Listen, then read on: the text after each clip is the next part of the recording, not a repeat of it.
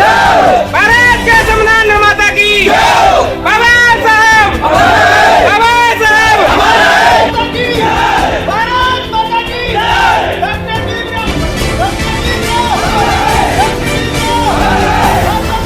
राजकीय अनुसूचित जाति छात्रावास सिविल लाइन मथुरा पर गणतंत्र दिवस के अवसर पर छात्रावास में रह रहे छात्राओं ने 26 जनवरी को 73वें गणतंत्र दिवस पर ध्वजारोहण किया। इस कार्यक्रम में मुख्य रूप से समाज कल्याण अधिकारी व पिछड़ा वर्ग अधिकारी विजयलक्ष्मी छात्रावास के निर्देशन में सुशील कुमार के अलावा गावस्कर, पीके झांसी सहित कई दर्जनों छात्रों ने कार्यक्रम में भाग लिया। इस कार्यक्रम में मौजूद तमाम लोगों के स्वल्पाहार भोजन की व्यवस्था सरकारी सेवा में सेवारत डॉक्टर मनोज प्रभाकर द्वारा की गई, जिससे इस नेक कार्य के लिए उन्हें सभी लोगों ने धन्यवाद प्रेषित किया। आज 73 में गणतंत्र के शुभ अवसर पर समस्त देशवासियों को राजकीय छात्रावास की तरफ से हार्दिक शुभकामनाएं देते हुए आज बताना चाहेंगे कि हमारे इस छात्रावास में राजकीय छात्रावास में विभिन्न प्रकार से कार्यक्रमों का आयोजन किया गया है। ध्वजारोहण के समय समाज कल्याण अधिकारी जी आए, उन्होंने छात्रों को संबोधन किया है। हमारे जिला अस्पताल से डॉक्टर मनोज प्रभाकर जी आए हैं, उन्होंने छात्रों के लिए भोजन वितरण का प्रोग्राम रखा है। भोजन वितरण हो रहा है और नाश्ता का प्रोग्राम भी रखा है, मिष्ठान वितरण भी हो गया है। इसके बाद हमारे छात्रावास के सुपरिटेंडेंट हैं, उन्होंने बताया है कि सभी छात्र संगठित रह करके एक साथ बैठेंगे और इसके बाद हम आएंगे तो शाम को भी कुछ प्रोग्राम रखने का प्लान है। चैनल के माध्यम से हम संदेश देना चाहते हैं कि एक प्रकार की भ्रांतियां फैलाई जा रही हैं कि कहीं हिंदू खतरे में है तो कहीं हिंदुस्तान खतरे में है, कहीं हिंदू खतरे में है, कहीं हिंदुस्तान खतरे में है, कहीं जातियां खतरे में तो कहीं संविधान खतरे में है। ऐसा कहीं कुछ नहीं। इस प्रकार के भ्रमों को मिटा करके हमें अपनी सोच समझदारी से जो ये गणतंत्र के बाद पर्व आ रहा है, महापर्व आ रहा है, जो है आपका मतदान का पर्व है, इस मतदान के पर्व में अपने विचार और विवेक के साथ हमें मतदान करना है। हमें अधिक से अधिक संख्या में मतदान करना है।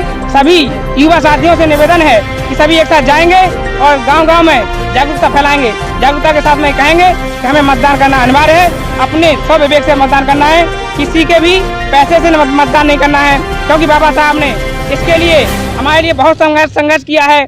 जब हमें ये अधिकार मिला है मत का अधिकार, इससे हम देश दुनिया में यही संदेश देना चाहते हैं कि जो भ्रांतियां फैलाई जा रही हैं, ये भ्रांतियां केवल भ्रांतियां हैं, ऐसा कहीं कुछ होने वाला नहीं है।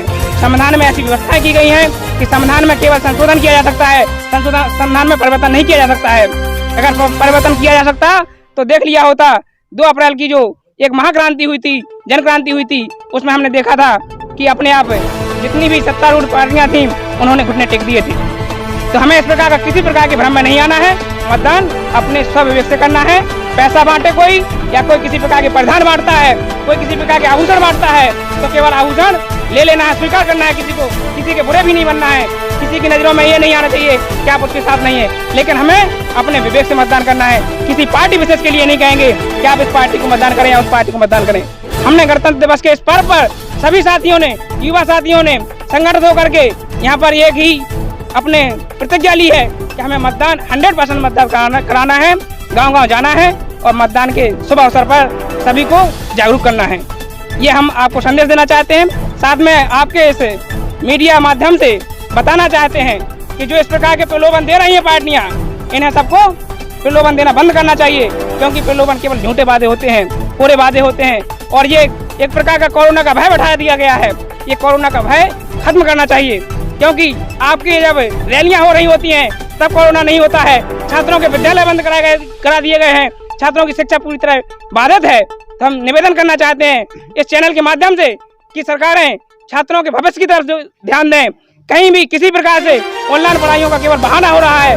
कोई विद्यालय ना तो ऑनलाइन पढ़ाइयाँ करा रहे हैं, ना कुछ हो रहा है।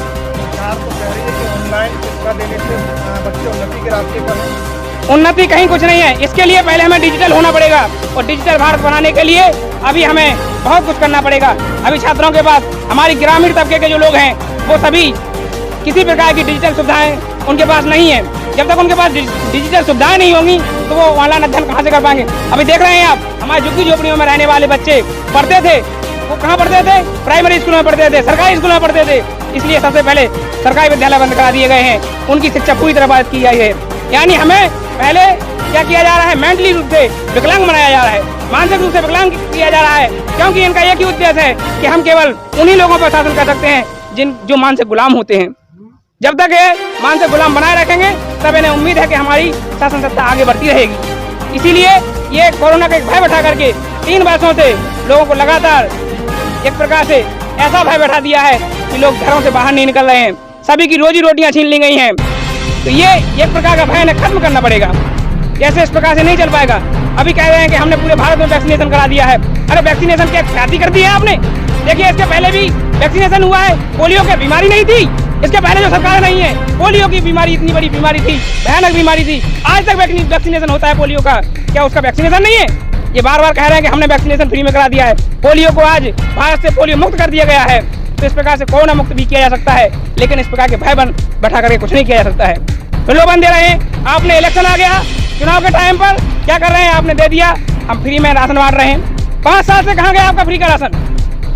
5 साल से आपने ना फ्री में राशन बांटा है। अगर बांटना है तो फ्री में एजुकेशन बांटिए, शिक्षा को बांटिए, जहाँ भी है छात्र 10-10 इकट्ठे करके 50-50 इकट्ठे करके अपने जो सरकारी विद्यालयों में आपके शिक्षक नियुक्त हैं, फ्री का वेतन ले रहे हैं, इनसे कहिए कि आप 50-50 छात्रों को घर पर जा करके सोशल डिस्टेंसिंग के माध्यम से शिक्षा दीजिए। ऐसे नहीं होता है कि आपने सोशल मीडिया का माध्यम ले लिया, कह दिया कि हमारे पास सब ऑनलाइन टीचिंग करा रहे हैं हम। बेचारे वो झुग्गी झोपड़ी वाले बच्चे कैसे पढ़ पा रहे हैं? पूरी तरह से उनकी शिक्षा बाधित है। इसलिए हमारा निवेदन इस चैनल के माध्यम से यही है कि जैसे भी हो सके, चाहे जैसे कर सकें, आप पूरी तरह से आप हमारी बात माननीय प्रधानमंत्री जी के सहयोग में पहुंचाइए, माननीय मुख्यमंत्री जी के पास भेजिए और कहिए कि ये जो झुग्गी झोपड़ियों में रहने वाले हैं या ग्रामीण तबके के लोग हैं, इन तक शिक्षा का माध्यम पहुंचाइए। हम जब शिक्षित हो जाएंगे तो रोजगार प्राप्त कर लेंगे तो फ्री के राशन की हमें आवश्यकता नहीं पड़ेगी, हम राशन भी खरीद लेंगे, अपने घर भी बना लेंगे, सब कुछ इकट्ठा कर सकते हैं।